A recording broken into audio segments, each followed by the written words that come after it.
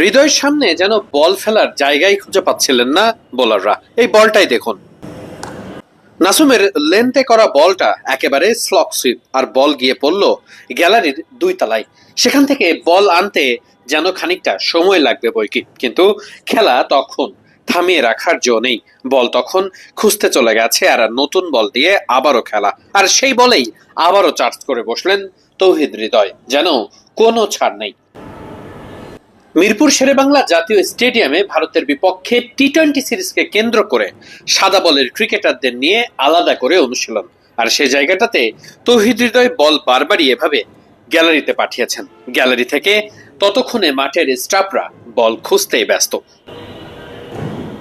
Local কোচদের অধীনে বিশেষ এই অনুশীলনে ব্যাটসম্যানদের একটা করে চ্যালেঞ্জ সেট করে দেওয়া হচ্ছে। যেমন তৌহিদ হৃদয় যখন ব্যাট করতে নেমেছিলেন তখন 9 ওভারে তৌহিদ হৃদয়দের টার্গেট দেওয়া হয়েছিল 80 রান, অর্থাৎ প্রায় ওভার প্রতি 10 রানের মতো করে।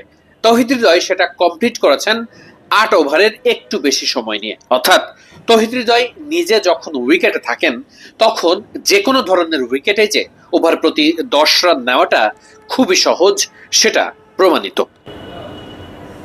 প্রথম অবস্থায় লক্ষ্যটা দেওয়া ছিল 70 রান, কিন্তু যখন তৌহিদ হৃদয় উইকেটে সেট হয়ে গেছেন তখন সেই লক্ষ্যটাকে বাড়ানো হয়েছে আরো 10, অর্থাৎ করতে হবে 80 রান।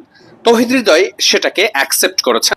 উইকেটের এক পাশ আগলে রেখে এটাই প্রমাণ করেছেন তিনি যদি উইকেটে থাকেন তাহলে যে কোনো লক্ষ্যই অ্যাচিভ করাটা খুব একটা কঠিন কাজ নয়। শুধুমাত্র 4 কিংবা ছক্কা নয়, উইকেটের 2 পাশে রানিং বিটুইন দ্য উইকেটেও বেশ পটু তিনি।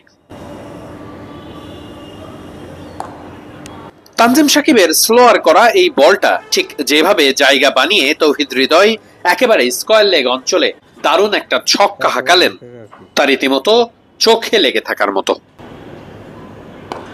স্পিনারদের এতটুকু সুযোগ দেননি। যখনই কোনো বল চার্জ করার মতো কিংবা আক্রমণ করার মতো মনে হয়েছে সেটাকেই বাউন্ডারি আদায় করার চেষ্টা করেছেন, যাকে বলে টিপিক্যাল তৌহিদ হৃদয়।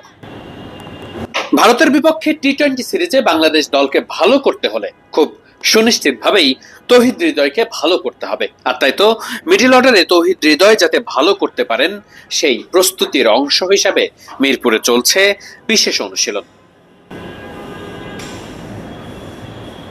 টাইগারদের অনুশীলন নিয়ে আরো বেশ কিছু বিশেষ প্রতিবেদন আসছে।